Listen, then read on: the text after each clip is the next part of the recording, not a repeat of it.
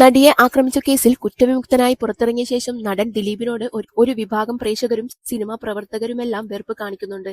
ഇനിയുള്ള കാലത്ത് സിനിമയിൽ പഴയതുപോലെ ദിലീപിനെ ശോഭിക്കാൻ അനുവദിക്കില്ലെന്ന തരത്തിൽ വരെ പ്രതികരണങ്ങൾ വരുന്നുണ്ട്. ദിലീപിനോടുള്ള അമർഷം കാണിക്കാൻ ചിലർ നടന്റെ പുതിയ സിനിമ ബബ്ബബ ബഹിഷ്കരിച്ചിട്ടുണ്ട്. ദിലീപ് കേസിൽ നിന്നും വിമുക്തി നേടി പുറത്തുവന്നത് ക്യാഷ് എറിഞ്ഞ നിയമം വിലക്ക് വാങ്ങിയിട്ടാണെന്ന് അതിജീവിതയ്ക്കൊപ്പം നിൽക്കുന്നവരുടെ പക്ഷം.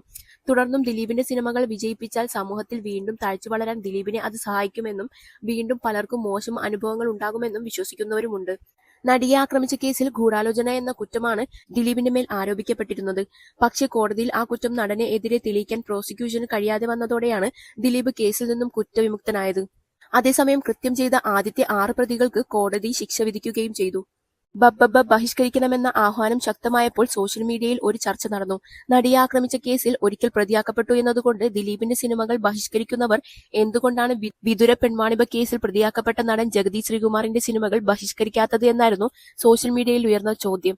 1995 നവംബർ 7-ന് എറണാകുളത്തെ സ്വകാര്യ ഹോട്ടലിൽ വെച്ച് വിതുര സ്വദേശിയായ പെൺകുട്ടിയെ ജഗതി ശ്രീകുമാർ മാനഭംഗപ്പെടുത്തിയെന്നായിരുന്നു കേസ്.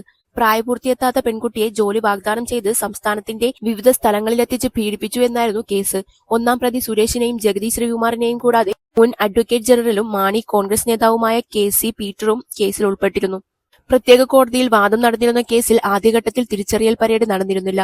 പിന്നീട് പെൺകുട്ടിക്ക് തിരിച്ചറിയാൻ സാധിക്കുന്നില്ലെന്ന കാരണം പറഞ്ഞ് മുഴുവൻ പ്രതികളെയും വെറുതെ വിടുകയായിരുന്നുവത്രേ.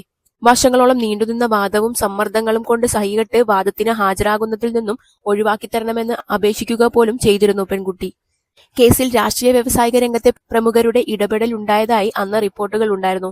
കേസിൽ എല്ലാവരും കുറ്റവിമുക്തരായതോടെ പെൺകുട്ടിക്ക് നീതി നിഷേധിക്കപ്പെട്ടു. അവൾക്കൊപ്പമെന്ന് നിരന്തരം പറയുന്ന പലരും ജഗതിയുടെ കാര്യം വരുമ്പോൾ സ്വീകരിക്കുന്ന നിലപാട് മറ്റൊന്നാണെന്നും ചിലർ അഭിപ്രായപ്പെട്ടു. അന്നൊന്നും സോഷ്യൽ മീഡിയ ഇല്ല.